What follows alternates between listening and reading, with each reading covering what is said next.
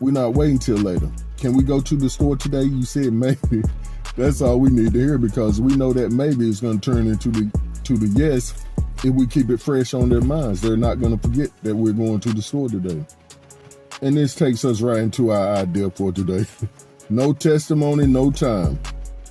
And our script is Revelations 12 and 11.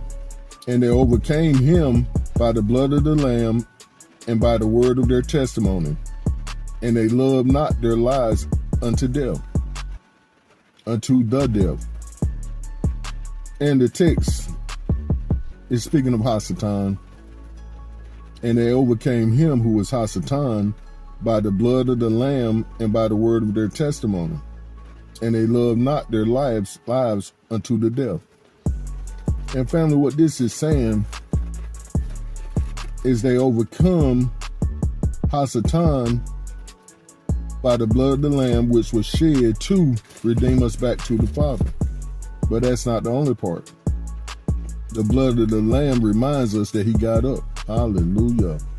It reminds us that there is no tomb with the bones of Yahushua. Hallelujah.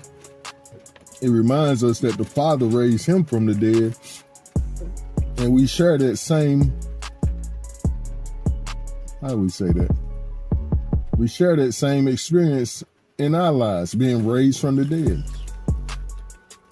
being dreadful, wretched, out here on the other team, fighting hard for Hasatan and his team, living the lives of devils, selling dope to our family, impregnating women,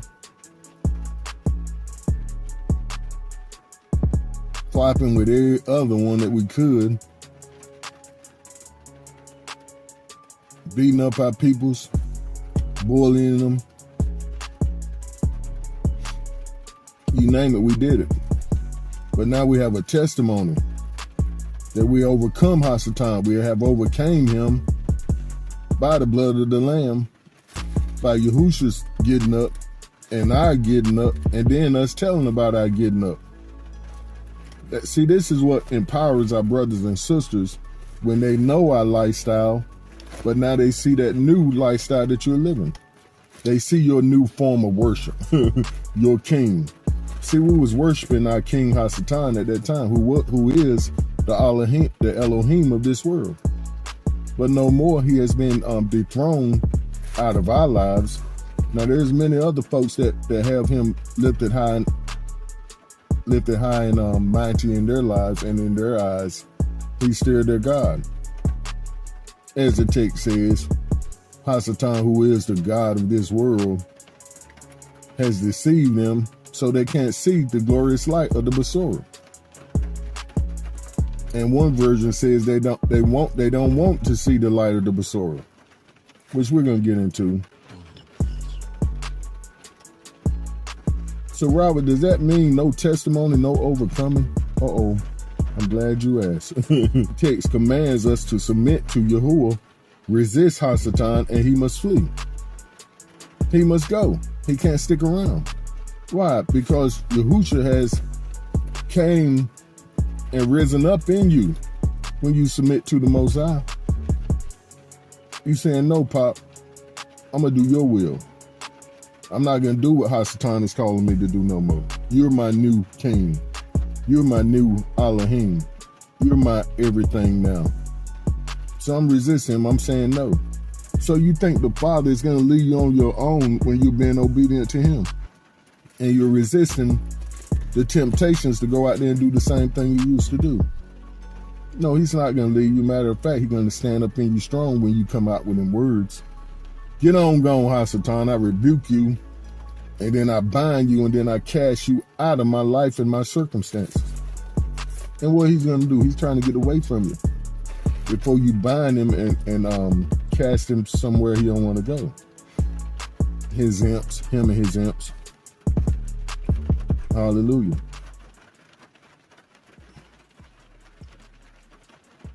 The text goes on to tell us how this is done. In James 4 and 8, it says, draw nigh to Yahuwah, and he will draw nigh to you. Cleanse your hands, you sinners. Uh-oh. What did that mean? Go wash your hands, Robert? No, silly. It means stop putting them hands to work for Hasatan. Stop doing what he calls you to do. And stop sinning. And purify your hearts, you double-minded. Uh-oh. See, that's what I was speaking about, the transition we're all in. And some trying to linger back in Hasatan's kingdom. Yes, it's a transition. We got to complete the transition, which means submission to the Most High completely. I'm not here to make you feel comfortable, but the truth must be told. And once again, no testimony, no time. Robert, why you say that? Because we must judge the fruit and not the degrees given by our enemies who indoctrinated, teach a person or a group to accept a set of beliefs uncritically. Uh-oh, is that what indoctrinate means, Robert? Yeah.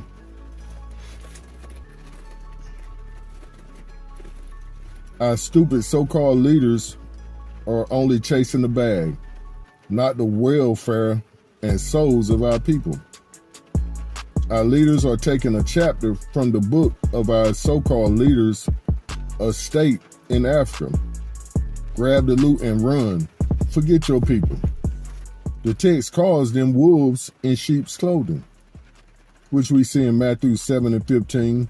Beware of false prophets, teachers who come to you dressed as sheep, appearing gentle and innocent, but inwardly are ravenous wolves. So in fact, they have unnatural hatred of themselves. However, the total responsibility of our misleading don't fall totally in the laps of these pussyfooting, pacifying pastors, teachers, preachers, bishops, and leaders. As we see there in 2 Timothy 4:3-4, for the time will come when they will not endure sound doctrine. Who won't endure sound doctrine, Robert? Us, folks. Us silly, stupid people. And yes, I said stupid. Because what the saying goes, when you keep repeating the same thing, it's foolishness. I'll put the saying in the recording. They will not endure sound doctrine. Us. But according to our own desires, the text says their own desires, but I gotta bring it home personal, because I was in this spot for a while. But according to their own desires, because they have itching ears, they will heap up for themselves teachers. That means they're gonna gather them together and pay them. They're heaping them up. Just as that lady was saying, we're making the so-called man of God, God himself. That was her words. But we're making the so-called men of the Most High into the Most High himself. They're Elohims, they're Elohims. And they will turn their ears away from the truth. No, they don't want to hear what Robert has to say. And be turned aside to fables. You know what fables are, don't you? Them little kids' stories where they always say at the end, and the moral of the story is. See, that's how they try to turn our book into just following morals and stories. No, this is history, baby. This is history. Praise the Most High. But we're tired of these line jokers. I'm not gonna cuss. I'm gonna stay out of my emotions, because I don't want nobody thinking it's okay to be cussing when we're bringing forth the truth and trying to draw people into the Most High's kingdom. No. You gotta have self-control, family. And these folks out here cussing and fussing, that shows no self-control. So how can you believe anything they're saying? Anything. I did that on the streets and did it quite well and got my point across. But it don't take me getting my point across now that I'm in the Most High's kingdom and the kingdom is in me. You're going to see a difference. In 2 Timothy 3:2-7 says, for men will be lovers of themselves, lovers of money, boasters, proud, blasphemers, disobedient to parents, unthankful, unholy, unloving,